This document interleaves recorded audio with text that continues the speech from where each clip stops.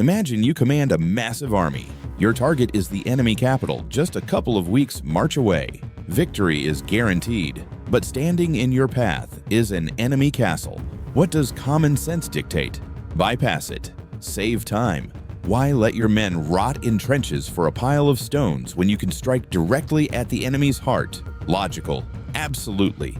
But if you leave this fortress behind you, you are a dead man.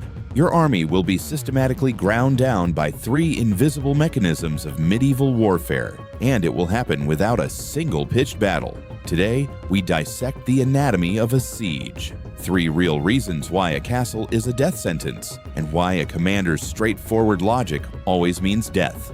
Modern minds think in outline maps. We are used to solid lines. Cross a drawn boundary, and you've invaded enemy territory. Reach the capital, plant your flag, and you've claimed the entire country. In the Middle Ages, this doesn't work. Forget the word border. A state of that era is not a shaded area on a map. A state is a network of power nodes, and those nodes are castles. Picture this. You decide to outsmart everyone. You bypass an impregnable fortress and march confidently deeper into enemy territory. Think you've conquered it? Nonsense. You are simply a very large, heavily armed tourist group. You control exactly the dirt your boots are standing on right now. 100 meters from your marching camp, you hold absolutely no power. The castle you arrogantly left in your rear isn't just a barracks. It's the administration. It's the tax office. It's the police station and the Supreme Court. Local peasants won't swear fealty to you just because you paraded beautifully past their village. Their lord's banner still flies above the stone tower on the hill. The lord still collects his tithes. The lord still dispenses justice. To the locals, you aren't the new regime. You're a temporary natural disaster, a hurricane, a plague of locusts. You'll make some noise, devour their crops, and move on. But the lord, with his armed garrison in the castle, remains. And if a peasant voluntarily hands you so much as a single sack of grain, tomorrow that lord will string him up on the nearest oak tree for treason. Until the castle falls, the territory isn't yours. You can't install your governor. You can't collect taxes to fund this insanely expensive campaign. You get nothing. Medieval politics is primal. Whoever owns the tower owns the land. And until you smash down the gates of that tower, you are just a tourist with a sword. You might say, to hell with taxes, to hell with the peasants. I don't plan on living here. My goal is to crush the enemy king's army, and the war will be over. A great plan. And this is exactly where the second trap snaps shut. The tactical anvil. The average person believes a castle is a concrete bunker. The enemy has locked themselves inside, trembling with fear and praying you pass them by. A fatal misconception. A castle is not a shelter. It is a fortified military base designed for active terror, an unsinkable aircraft carrier in the middle of dry land. There might be only 300 men sitting inside, but these are 300 armed, professional, ruthless cavalrymen ready to give their lives for the king. It makes no sense for them to take the field and clash head-on with your massive infantry. But the moment your regiments disappear over the horizon, the gates will open. They will go on the hunt. You reach the capital. Ahead lies the pitched battle. The enemy king has deployed his troops. You form your phalanxes, position your archers, and prepare for the great clash that will decide the outcome of the war. And right in the middle of the meat grinder, when your regiments are bogged down in combat, and you have no reserves left, that very same bypassed tiny garrison smashes into your unprotected rear.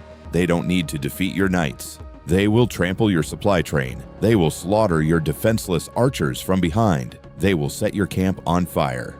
War is psychology. The moment the rear ranks falter and run from a sudden strike to the back, panic will infect everyone. And in the Middle Ages, an army suffers 90% of its casualties not in formation, but during the rout. By leaving the castle behind, you have voluntarily placed yourself between the hammer and the anvil. You have created a second front for yourself. You have handed the enemy the perfect opportunity to destroy you at your most vulnerable moment.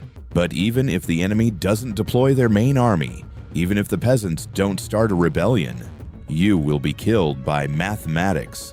The third and most terrifying mechanism, logistical collapse. War is a ravenous parasite. An average Crusader army consists of 10,000 soldiers, plus support staff, and crucially, 5,000 war horses. A man needs a kilogram of food a day.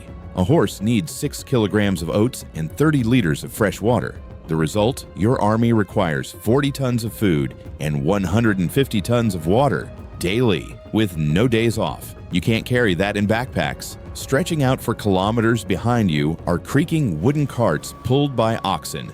Their speed is 15 kilometers a day. This supply line is your umbilical cord, and this is where the bypassed castle delivers its fatal blow.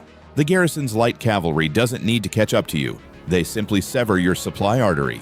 The riders slaughter your foragers. They burn your lumbering bread carts and instantly retreat behind their stone walls. Supplies stop. Starvation begins. The horses weaken and die. After starvation comes typhus. You've lost the war simply because you wanted to save time. Let's look at real history. The First Crusade, October 1097. The European army comes up against Antioch. It's a monster of a metropolis, 12 kilometers of walls, 400 towers, an impregnable citadel. The main objective of the crusade, Jerusalem, lies far to the south. Armchair logic screams, ignore this mountain, march to Jerusalem, complete the mission. But the Crusaders dig in stubbornly beneath the walls. They begin a siege lasting 8 endless months. In winter, their logistics will collapse. The army will begin to rot alive in the cold mud. A starvation so monstrous will set in that elite knights will start killing and eating their own war horses. The death toll from typhus will exceed casualties from arrows tenfold. They are going mad, but they don't take a single step south. Why? Because Antioch is a steel lock on the throat of the Middle East. If the Crusaders had bypassed it, the garrison would have immediately cut their only supply route from Byzantium. The army would have been trapped in a dead desert, crushed as if in a vice between Jerusalem in the front and Antioch in the rear. The commanders of the First Crusade read this geography of death brilliantly. They understood rotting beneath the walls in attempts to storm them is mathematically more advantageous than marching into the desert without a rear guard. A siege is not an act of aggression. It is a cold act of self-preservation. If you need the absolute gold standard, a masterclass in survival, look at Richard the Lionheart, the Third Crusade. In pop culture, Richard is a reckless brawler with a two-handed sword charging headlong into the fray. In reality, he is an icy pragmatist, a brilliant military logistician. The year is 1191. Acre has fallen. Jerusalem is a stone's throw away. Saladin expects Richard to succumb to religious ecstasy and dash straight across the desert to the holy city. What does Richard do? He sends emotions to hell and refuses to march inland. Instead, he begins a grueling, paranoid march strictly along the coastline. Why?